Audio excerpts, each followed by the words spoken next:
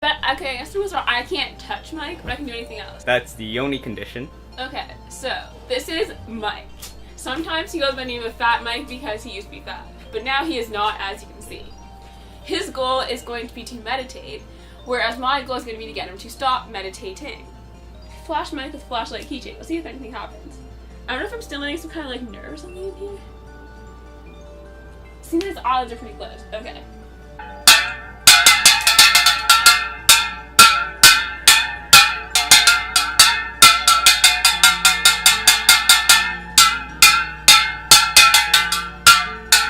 Because what happens next? The geese, from their perch, swoop down, land on Mike's shoulder. So there's this goose sitting here, honk, honk, pecking out his crumbs. So now he has a frenzy of geese around him. And crumpled bodies of the sparrows below him. Frenzy of geese, crumpled sparrows, frenzy of geese, crumpled sparrows. And Mike passively meditates. Passively meditates. Nothing happens. I guess he started this game in the geese thought. They have to send in a new weapon. Their new weapon is the fat goose. Okay, backstory. The fat goose is this goose that was born enormous. Its egg was pretty much the size of an ostrich egg. How did its goose mother give birth to it?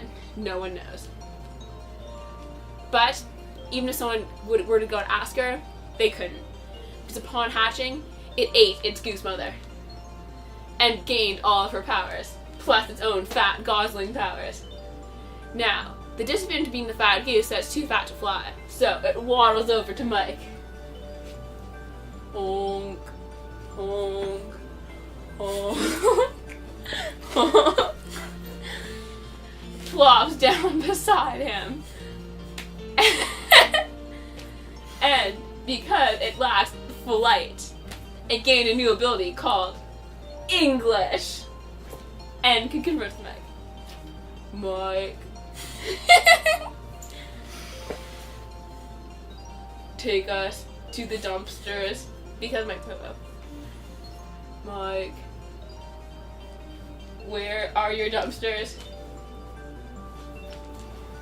Mike passively sat there as the fat goose interrogated him. Oh.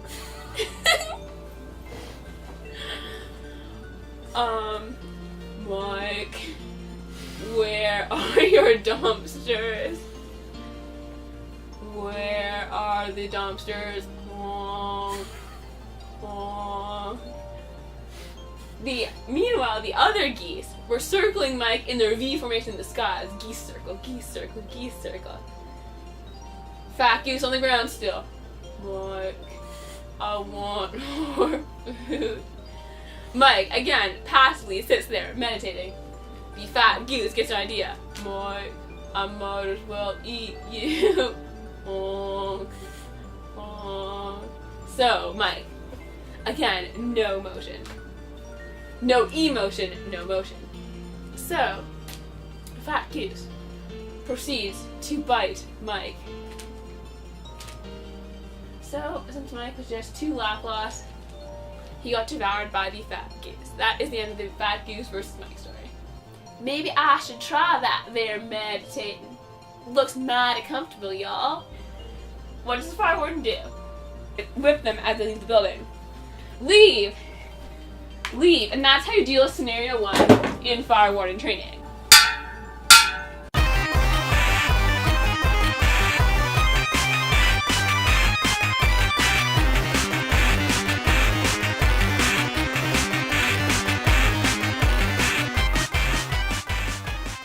Okay, so now, this is Mike and he is a human. We're gonna imagine what would happen if Mike were a robot. For this, we're gonna have to add some robo parts. 1. Some speakers. This is so Mike can hear things and be heard. I have to attach these two somehow though. This is Robo Mike speakers.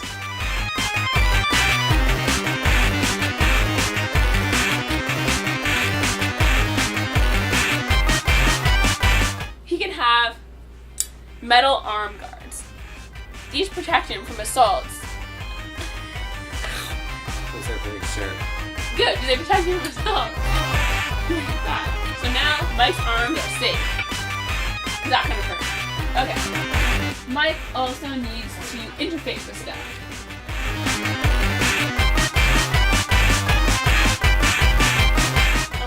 Since Mike is not a very technologically advanced robot, he cannot interface with Raspberry Pis. He doesn't have that like HDMI thing. But what RoboMike does have,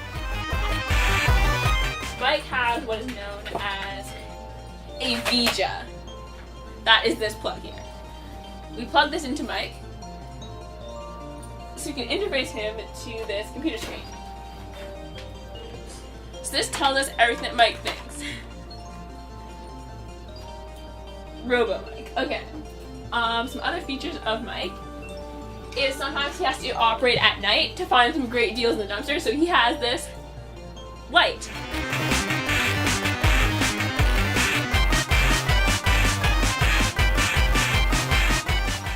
This is Mike's food tray. It goes in here. This is so people have a better desire to give him free food. It's like, oh, that guy's an empty food tray. I think I should feed him. And Mike's like, yay! So that, for example, imagine if this water bottle is free food. Some kindly bystander would be like, oh, that guy must be languishing in starvation. I'm gonna give him this food. Mike then proceeds to eat the food. So, RoboMike comes equipped with this 30-centimeter ruler, which he can shoot out of his neck.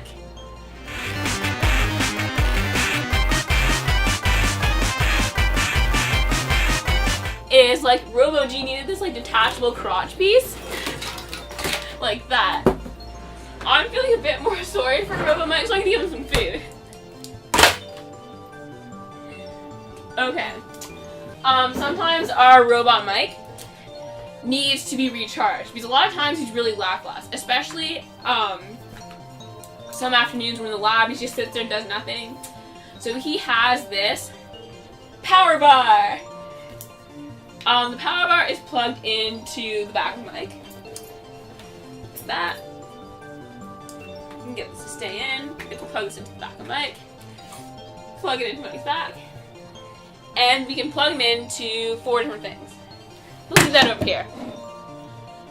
Sometimes we also need a way for Mike to point at things. That's why he comes equipped with this.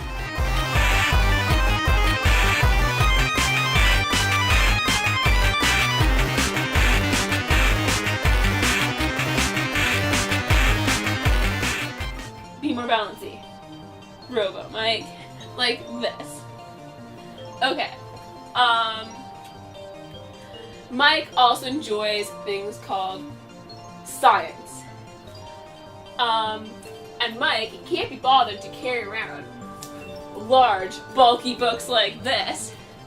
So what Mike has instead is this stuffed tiger of knowledge. The stuffed tiger of knowledge likes to live in Mike's shoe. On his head. Stuffed tiger of knowledge.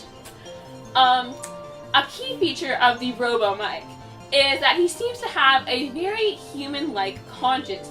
He has these things called feelings, which apparently happen when his measuring device falls out of his chest. We better put this back in so he doesn't die. Okay. In order to accomplish this, he has, if I can reach these, one of them, and the other one. These little cute little animals, we have a cat and a giraffe, are his conscience. They like to sit here by his speakers. They tell him things. Like this one. This giraffe looks kind of weird, so it tells him to do weird things.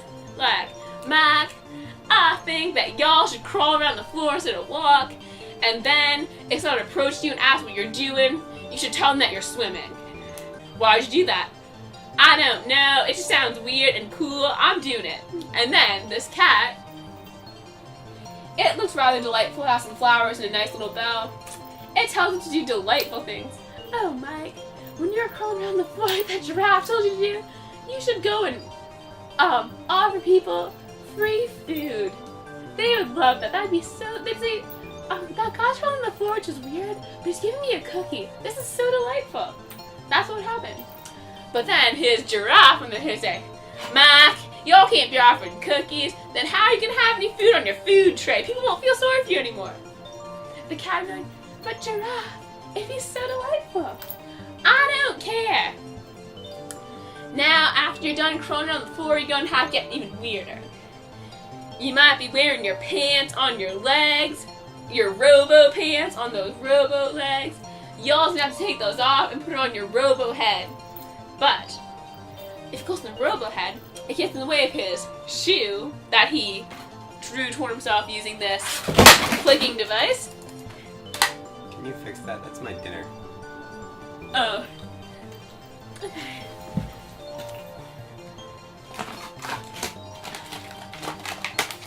Let's go over here for now. Okay. Using the clicking device, it would cover his thought tiger of science. We can't have that. Mike has very many delightful scientific discoveries. Science ain't weird enough for us, y'all. We're gonna kick away the thought tiger, and then the conscious animals have a battle for supremacy on Mike's shoe. The giraffe has the cat pinned down. The thought tiger slips off. Oh no! The conscious animals get blown away in this mysterious wind that appears for some reason. I don't know why. They're blowing around Mike.